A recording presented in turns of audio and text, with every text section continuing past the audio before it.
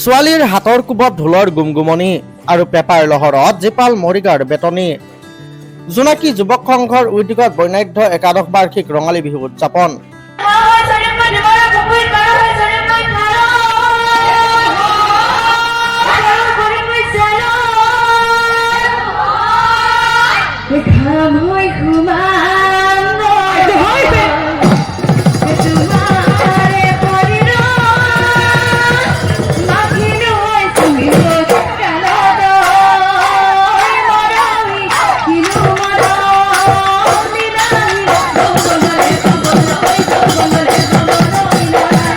প্ৰকৃতিৰ বুকুত বসন্ত ৰাত, বিৰিঙিছে ন কুঁহিপাত, কুলিৰ কণ্ঠত পঞ্চম তাত আৰু চৌদিশে কপৌ নাহৰৰ সুবাস।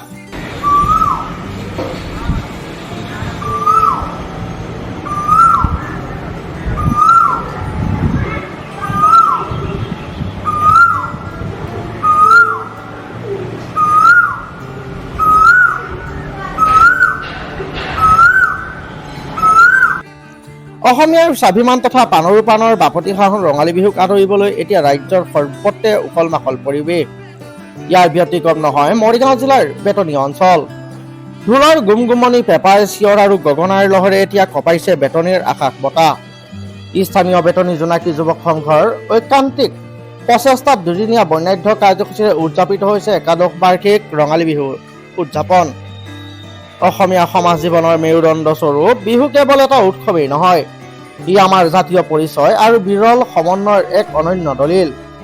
যোৱা এটা দশক ধৰি ধাৰাবাহিকভাৱে ৰঙালীৰ এই আনন্দৰ অমীয় ধাৰা বোৱাই নিয়া জোনাকী যুৱক সংঘই এইবেলি একাদশ বৰ্ষত ভৰি দিছে। আধুনিকতাৰ ধামখুমীয়াত হেৰাই যাবই খোজা আমাৰ লোক সংস্কৃতিৰ স্বকীয়তা ৰক্ষাৰ্থে সংঘই গ্ৰহণ কৰা এই পদক্ষেপ সঁচাকৈ শলাগ ল'বলগীয়া।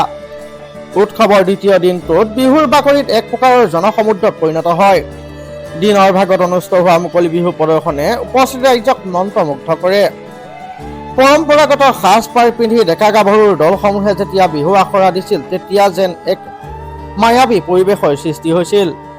এই সাংস্কৃতিক মহোৎসৱত ৰাজ্যৰ বিভিন্ন প্ৰান্তৰ পৰা অহা কেইবাটাও স্বনামধন্য বিহু দলে অংশগ্ৰহণ কৰি এক সংহতিৰ নিদৰ্শন দাঙি ধৰে।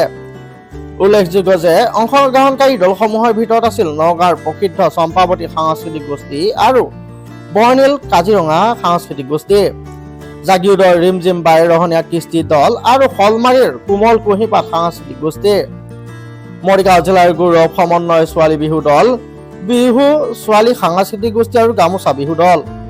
ইয়াৰ উপৰিও ডমালৰ দিহিং দিচাং বিহু হুঁচৰি দল, কলংপৰীয়া বিহু দল আৰু লুকাকুচিৰ নৈপৰীয়া বিহু দলে হুঁচৰিৰ পদচালনেৰে বাপতি সাহোন সম্পদটোৰ স্বকীয়তা আৰু গাম্ভীৰ্য প্ৰদৰ্শন কৰে। উল্লেখ্য যে উদযাপনৰ প্ৰথম দিনটোত উৎসৰ্গিত কৰা হৈছিল কণ কণ ছাত্ৰ ছাত্ৰীসকলৰ বাবে। বিভিন্ন গ্ৰাম্য ক্ৰীড়া আৰু খেল ধেমালিৰ প্ৰতিযোগিতাৰে শিশুসকলৰ মাজত বিহুৰ আনন্দ বিলাই দিয়া হয়।